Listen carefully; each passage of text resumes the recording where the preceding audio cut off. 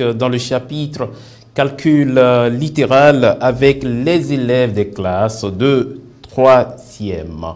C'est des cours déjà reçus, vous les avez dans vos cahiers, mais n'oubliez surtout pas, au cours de cette émission, ayez à côté votre cahier de cours et éventuellement votre cahier de brouillon, histoire de prendre note et de faire au même moment les exercices qui vous seront donnés durant cette émission. Nous sommes avec le développement et la factorisation et ce cours vous sera présenté par Madame Ekpaï Pialo, mais nous notons également la présence de Monsieur l'inspecteur Nouassan. Monsieur l'inspecteur, bienvenue. Merci et bonjour à tous et à toutes. Nous sommes avec les élèves des classes de 3e en calcul littéral. Oui, nous poursuivons la révision comme annoncé sur les mathématiques, cette fois-ci pour la classe de 3e, et nous sommes au chapitre 1, calcul littéral. Donc pour cette deuxième séance, il s'agit principalement de réviser la factorisation et le développement des notions qui sont capitales pour la suite des apprentissages et surtout pour la 3e, 4e, 3e. C'est des notions basiques et donc nous espérons qu'avec cette séance, nos élèves seront davantage renforcés et seront à même de pouvoir résoudre les exercices portant sur le développement et la factorisation. Bonne séance à vous, chers élèves. Merci, monsieur l'inspecteur. J'espère que vous êtes concentrés, que vous soyez à côté de votre poste radio ou devant votre poste téléviseur. Restez concentrés. À bonne école, c'est parti.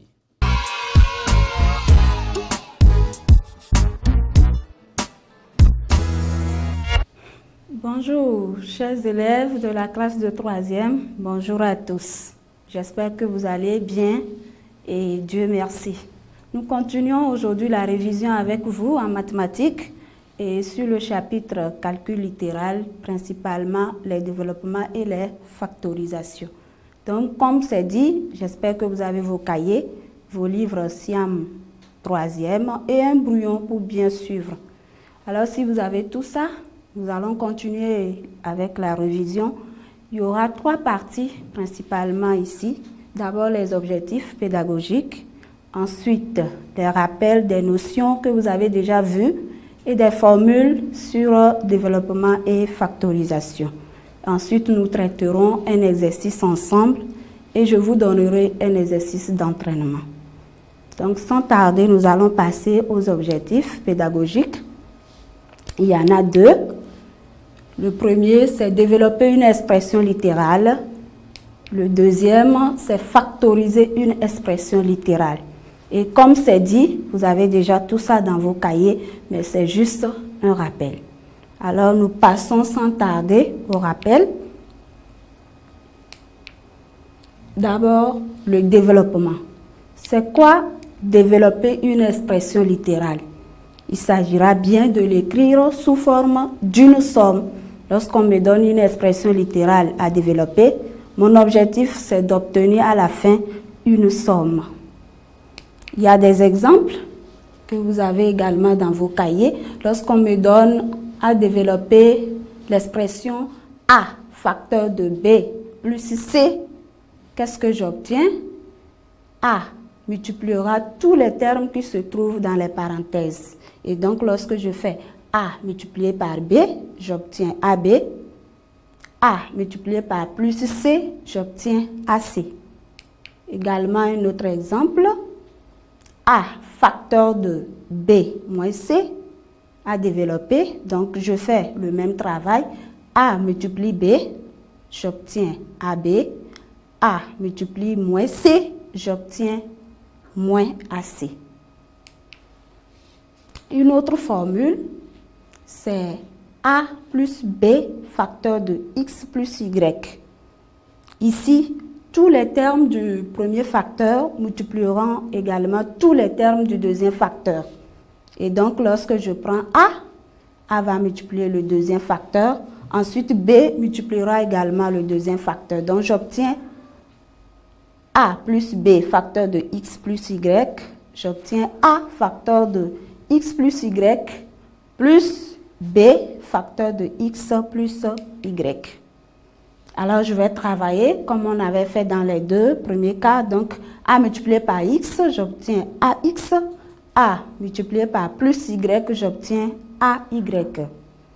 B multiplié par X, j'obtiens BX. B multiplié par plus Y, j'obtiens plus BY. Voilà, maintenant nous tombons sur les factorisations. Maintenant, lorsqu'on me demande de factoriser une expression littérale, qu'est-ce que je dois faire? Il s'agira de l'écrire sous forme d'un produit de facteurs. Ici, c'est le contraire du développement. On me donne une expression, je dois le factoriser, je dois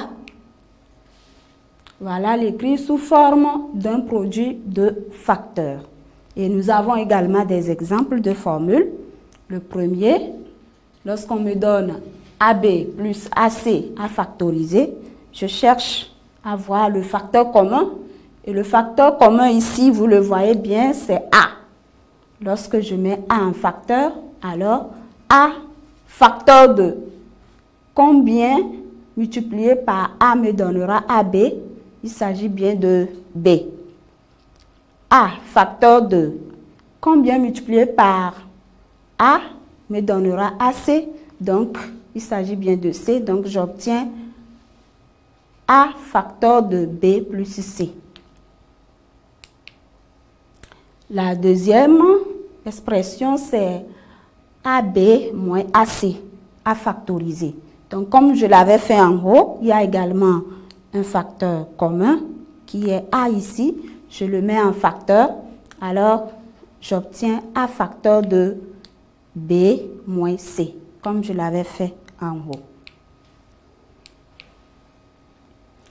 Ici, nous allons également nous rappeler des identités remarquables, des formules qui sont très importantes pour vous aider à bien faire vos développements et bien faire vos factorisations. Et donc, en troisième, vous en avez jusqu'à 3 identités remarquables. Bien sûr, dans les autres classes au supérieur, vous aurez encore d'autres identités remarquables. Mais ici, nous nous limiterons à 3 identités remarquables. Le premier, voilà, c'est A plus B, le tout au carré, que je dois développer. Le développement me donne quoi? Ça fait bien A carré plus 2AB plus B carré, quand vous avez reçu cela en classe. Le deuxième, c'est A moins B, le tout au carré. Le développement me donne quoi? C'est bien A carré moins 2AB plus B carré. Et enfin, le dernier, c'est A plus B, facteur de A moins B. Le développement me donne A carré moins B carré. Alors, toutes ces formules, on pourra les utiliser dans les deux sens, c'est-à-dire pour développer et pour factoriser. Ce qui nous amène aux remarques. Donc, les identités remarquables servent bien sûr à développer une expression littérale. Ça sert également à factoriser une expression littérale. Mais ce n'est pas seulement les identités remarquables qui servent à factoriser. Pour factoriser, je peux également chercher ou mettre en évidence un facteur commun. Et lorsque je le fais, ça me permet également de factoriser. Bien, les rappels sont finis. Nous allons sans tarder passer à l'exercice. Et l'exercice nous permettra d'utiliser toutes ces formules et rappels que nous venons de voir ensemble.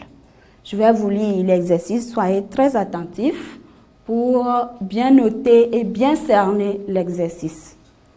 Voilà l'exercice.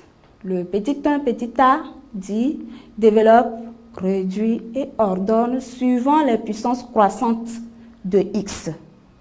On nous donne l'expression littérale a qui est égale à 2x moins 1 facteur de x moins 4 moins x moins 3 le tout au carré.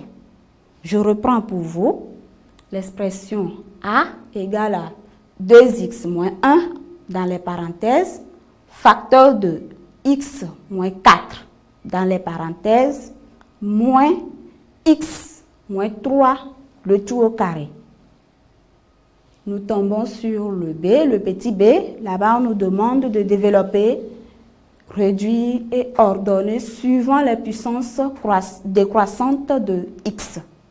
Et on nous donne l'expression b qui est égale à, dans les parenthèses, moins 4x plus 1 facteur de x moins 2 dans les parenthèses, moins 2x moins 5 dans les parenthèses, facteur de 2x plus 5. Nous tombons sur le numéro 2. Là-bas, on nous demande de factoriser les expressions suivantes.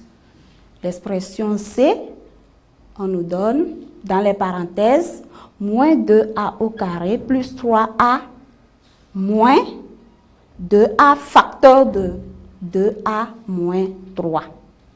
L'expression D, qui est égale à 9y au carré plus 24y plus 16. L'expression E, qui est égale à x au carré moins 10x plus 25. L'expression F égale 81x au carré moins 4 plus, dans les parenthèses, 9x plus 2. Facteur de, dans les parenthèses, x moins 1. Voilà l'exercice. J'espère que vous avez pris quelques notes et vous allez pouvoir bien suivre la correction. Donc, sans tarder, nous passons à la résolution de l'exercice.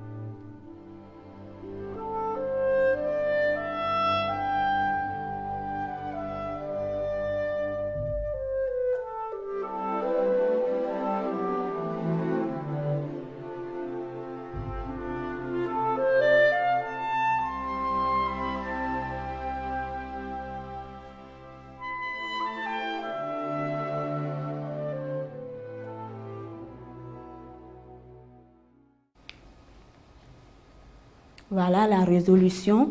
Et au numéro 1, on nous a demandé, numéro 1, de développer l'expression A suivant les puissances croissantes de x.